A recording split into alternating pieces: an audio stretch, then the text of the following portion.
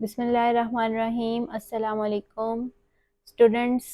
Last lecture में हमने chapter number 1 heading 1.5 तक कवर किया था। आज हम स्टार्ट करेंगे 1.6 से और आज के लेक्चर में हम इस चैप्टर को कंप्लीट करेंगे और इंशाल्लाह नेक्स्ट लेक्चर में हम इसकी एक्सरसाइज को कवर करेंगे। तो चलते हैं आज के टॉपिक की तरफ। Solution, colloidal solution and suspension. These three are actually types of solution। तो सबसे पहले हम ये पढ़ेंगे कि सॉल्यूशन क्या चीज़ है। सॉल्यूशन एक ऐसा मिक्सचर है जो दो चीज़ों को मिक्स करने से बनता है, सॉल्यूट और सॉल्वेंट। सॉल्यूशन के दो अज्जा हैं, सॉल्यूट और सॉल्वेंट। अब इसमें एक बहुत ही रॉन्ग इंटरप्रिटेशन दी जाती है कि सॉल्यूशन में जो चीज़ लिक्विड है उसे सॉल्वेंट कहा जाता है और जो चीज़ सॉलिड है उसे हम सॉल्यूट कहते हैं। ऐसा नहीं होता। ऐसे भी सॉल्यूशंस हैं जिसमें कोई लिक्विड मौजूद ही नहीं होता। तो जनरली सॉल्यूशन के जो कंपोनेंट्स हैं, सॉल्यूट एंड सॉल्वेंट, उन्हें के किस बेस पे हम डिफरेंशिएट करते हैं कि सॉल्यूशन में जो चीज़ ज़्यादा मिकदार में पाई जाएगी उसे हम सॉल्वेंट कहते हैं और जो चीज़ कम मिकदार में पाई जाएगी उसे हम सॉल्यूट कहते हैं। फॉर एग्ज़ाम्पल, आप 1 ग्लास ऑफ वाटर में 1 पिंच ऑफ सॉल्ट डालते हैं, तो ये एक आपने सॉल्ट सॉल्यूशन बनाया है।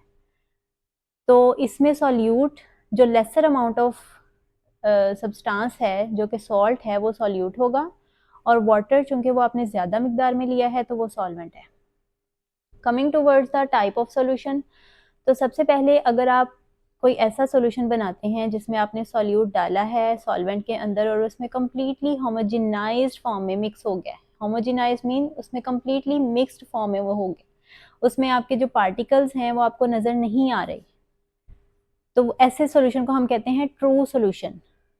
इस तरह के सॉल्यूशन को आप जितनी देर मर्जी उसको सेटल डाउन कर लें, रख लें रूम टेम्परेचर पे, तो उसके पार्टिकल्स अलग से सेपरेट आउट नहीं होंगे, सेटल डाउन नहीं होंगे।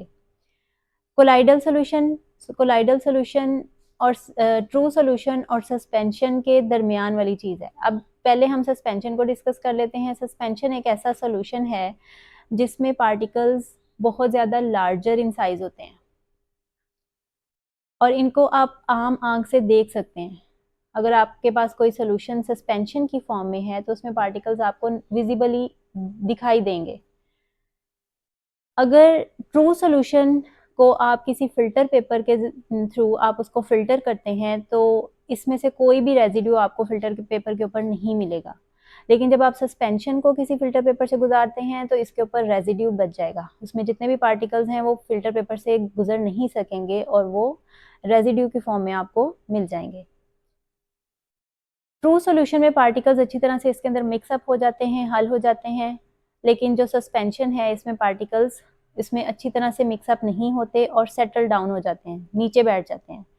इसकी एग्जांपल आप एक सिरप ले लें। घर में अक्सर सिरप्स मौजूद होते हैं और आप जब उनको यूज़ करते हैं तो आप उनको अच्छी तरह से शेक करते हैं पहले, और वो पर्पज़ क्या होता है कि आप उसके पार्टिकल्स को अच्छे तरीके से मिक्स कर लेते हैं। तो वो पार्टिकल्स जो होते हैं वो सस्पेंशन सोल्यूशन होता है, इस वजह से वो सेटल डाउन हो जाते हैं। अब इन दोनों सॉल्यूशंस, ट्रू सॉल्यूशन और सस्पेंशन के दरमियान का एक सॉल्यूशन है कोलाइडल सॉल्यूशन। अब इसमें क्या डिफरेंस है कि जब आप इसमें सॉल्यूट और सॉल्वेंट दोनों को मिक्सअप करते हैं तो ये जो पार्टिकल्स हैं ये ट्रू सॉल्यूशन से लार्जर होते हैं, लेकिन सस्पेंशन से ये स्मॉलर होते हैं। सस्पेंशन के पार्टिकल से स्मॉलर पार्टिकल्स होंगे इसमें। तो जो कोलाइडल सॉल्यूशंस के पार्टिकल्स हैं वो इतने छोटे होते हैं कि आप उनको आम आंख से देख नहीं सकते, लेकिन सस्पेंशन के पार्टिकल्स को आप देख सकते हैं। सिमिलरली ये पार्टिकल्स जो हैं ये फिल्टर पेपर से गुजर जाते हैं और आपको रेजिड्यू की फॉर्म में कुछ भी नहीं मिलेगा। और इस तरह के सॉल्यूशंस को आप अगर रूम टेम्परेचर पे रख देते हैं कुछ टाइम के लिए तो उसके पार्टिकल सेटल डाउन नहीं करते। और इन तीनों सॉल्यूशंस की टाइप में ट्रू सॉल्यूशन में सॉल्ट एंड वाटर, अगर आप वाटर में सॉल्ट को मिक्स करते हैं तो आप उसको जितना टाइम मर्जी रख लें सॉल्ट कभी भी सेपरेट आउट नहीं होगा। कोलाइडल सॉल्यूशन की एग्जांपल में स्टार सॉल्यूशन आ जाता है। एग वाइट और वाटर का सॉल्यूशन आप बनाएं तो इसमें कोलाइडल सॉल्यूशन ये बनाएगा। इसी तरह जेली जो है वो भी कोलाइडल सॉल्यूशन की एग्जांपल है। सस्पेंशन में चॉक अगर आप वाटर में मिक्स करें तो चॉक जो है वो कभी भी वाटर में सोलबलाइज नहीं होगा, उसमें हल नहीं होगा और चॉक के पार्टिकल्स नीचे बैठ जाएंगे। और इसी तरह ये सिरप की एग्जांपल ये ऑलरेडी एक्सप्लेन कर चुके हैं। हमारा नेक्स्ट टॉपिक है formation of unsaturated and saturated solutions. जब हम सॉल्यूशन को प्रिपेयर करते हैं तो उसकी टाइप्स हो सकती हैं कुछ कि हमने depending upon the amount of solute जो हमने सॉल्यूशन के अंदर डाला है, जितना सॉल्यूट हम डालेंगे उसकी बेस पे किस तरह का सॉल्यूशन बना है, उसकी क्या टाइप्स हैं। सबसे पहले अगर हम बात करें सैचुरेटेड सॉल्यूशन की, तो ऐसा सॉल्यूशन जिसमें हमने मैक्सिमम अमाउंट ऑफ सॉल्यूट डाल दिया है पर्टिकुलर सॉल्वेंट में और पर्टिकुलर टेम्परेचर पे। फॉर एग्जांपल आप कोई पर्टिकुलर अमाउंट ऑफ सॉल्यूट लेते हैं और उसे एक स्पेसिफिक सॉल्वेंट में आप डाल रहे हैं, उस सॉल्वेंट को भी आपने चेंज नहीं किया, सॉल्वेंट की मिकदार भी चेंज नहीं की और टेम्परेचर को भी चेंज नहीं किया, और उस टेम्परेचर पर उसी सॉल्वेंट में जितना मैक्सिमम सॉल्यूट उसमें डिसॉल्व हो सकता है, तो ऐसे सॉल्यूशन को हम क्या कहेंगे, सैचुरेटेड सॉल्यूशन। अनसैचुरेटेड सॉल्यूशन हम किसे कहेंगे कि फॉर एग्जांपल आप 100 ग्राम ऑफ वाटर लेते हैं और उसमें आप 5 ग्राम शुगर डालते हैं, उसे मिक्सअप करेंगे, शुगर उसमें डिसॉल्व हो जाएगी, हल हो जाएगी। नेक्स्ट आप फिर उसमें दोबारा से 5 ग्राम शुगर डालेंगे, वो भी उसमें डिसॉल्व हो जाएगी। तो इस तरह से इस स्पेसिफिक सॉल्वेंट के पास एबिलिटी है कि वो अभी भी सॉल्यूट को अपने अंदर डिसॉल्व कर रहा है। तो ऐसे सॉल्यूट को, ऐसे सॉल्यूशन को हम क्या कहेंगे, unsaturated solution without changing the temperature. आपने कोई टेम्परेचर उसका चेंज नहीं किया, ना ही आपने सॉल्वेंट को चेंज किया है, सॉल्वेंट की आपने मिकदार भी नहीं बढ़ाई, लेकिन फिर भी उसके पास कैपेसिटी है कि वो मजीद सॉल्यूट को अपने अंदर डिसॉल्व कर सकता है। तो ऐसा सॉल्यूशन क्या कहलाएगा, unsaturated solution. Third type of solution भी होती है सुपर सैचुरेटेड सोल्यूशन। ये आपकी बुक में मेंशन तो नहीं है, लेकिन जस्ट फॉर कंसेप्ट आपको बता देते हैं। सुपर सैचुरेटेड सोल्यूशन कैसा सोल्यूशन है कि उसमें आप मोर सॉल्यूट, इतना ज़्यादा सॉल्यूट डाल देते हैं जितना उसकी नॉर्मल अमाउंट से भी ज़्यादा वो सॉल्यूट उसमें मौजूद होता है। फॉर एग्जांपल आप वाटर में शुगर मिक्स कर रहे हैं और एक ऐसी स्टेज आ गई है कि मज़ीद उसमें शुगर मिक्सअप नहीं हो रही। अब आप क्या करेंगे कि उसका टेम्परेचर, उस सॉल्वेंट के टेम्परेचर को थोड़ा सा इंक्रीज करेंगे और उसके बाद उसके अंदर शुगर मिक्सअप होगी। देन आप उस सॉल्यूशन का टेम्परेचर डाउन करेंगे और उसको नॉर्मल लेवल पे लेके आएंगे। तो ऐसे सॉल्यूशन को हम कहते हैं सुपर सैचुरेटेड सॉल्यूशन, जिसमें solute more than normal amount हो। लेकिन ऐसे सॉल्यूशंस अनस्टेबल इन नेचर होते हैं।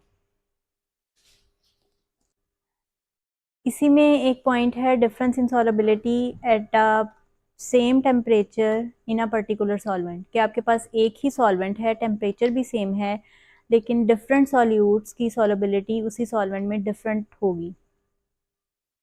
अब उसमें एग्जांपल आपकी बुक में दी हुई है टेबल सॉल्ट और शुगर की, कि आप 100 ग्राम ऑफ वाटर लें और 20 डिग्री सेल्सियस टेम्परेचर पे उनको रखेंगे।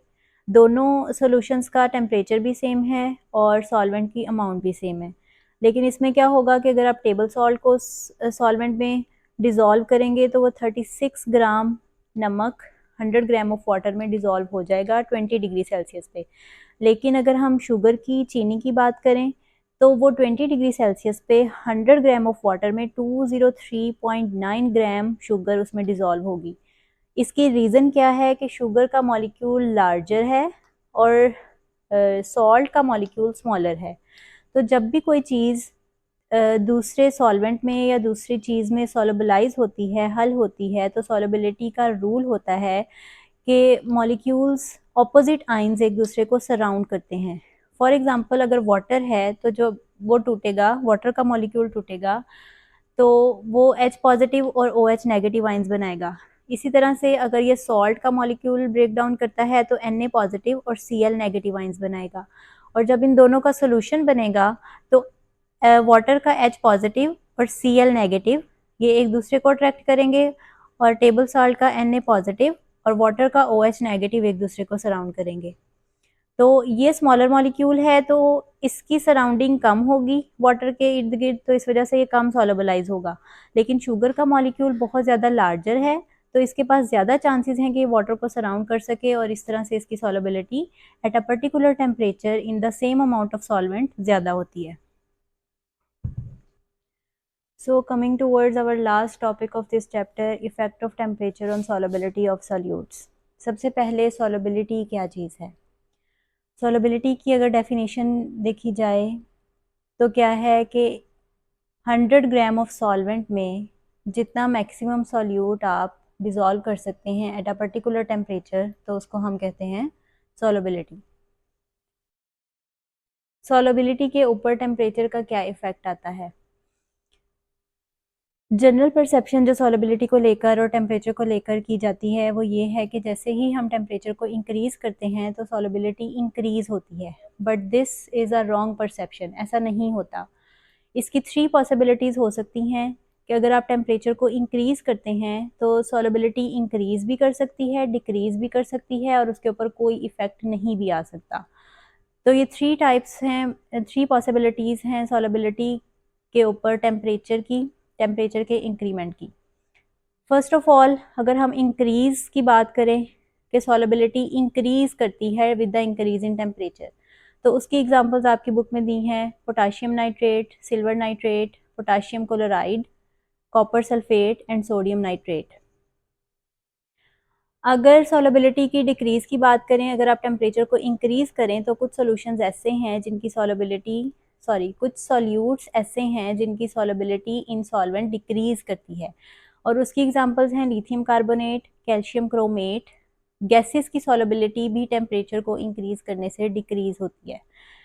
And last example is calcium hydroxide. अब कुछ सॉल्यूशंस ऐसे हैं जिनके ऊपर सॉल्यूट की सॉल्युबिलिटी के ऊपर टेम्परेचर का कोई इफ़ेक्ट नहीं आता और उसकी एग्जांपल में आता है NaCl कि अगर आप वाटर के अंदर नमक को डिज़ोल्व करते हैं, आप उसका टेम्परेचर बढ़ाएं या कम करें, उसकी सॉल्युबिलिटी के ऊपर कोई इफ़ेक्ट नहीं आएगा। अब पेपर पॉइंट ऑफ व्यू से अगर इस पॉइंट की बात की जाए तो ये जो ओल्ड बुक थी उसमें ये तीनों पॉइंट्स को as a long question discuss किया गया था, लेकिन इसमें जस्ट एग्जांपल्स दी गई हैं, तो आप इसको एज अ शॉर्ट क्वेश्चन या MCQs के तौर पर इसको याद कर सकते हैं कि कौन सा सोल्यूशन किस कैटेगरी में आएगा। So we have completed our chapter with this topic. तो नेक्स्ट लेक्चर में हम इसकी एक्सरसाइज को कवर करेंगे। अगर आपका कोई भी क्वेश्चन या कन्फ्यूजन हो तो आप कमेंट सेक्शन में ज़रूर पूछें। मिलते हैं नेक्स्ट लेक्चर में। अल्लाह हाफिज़।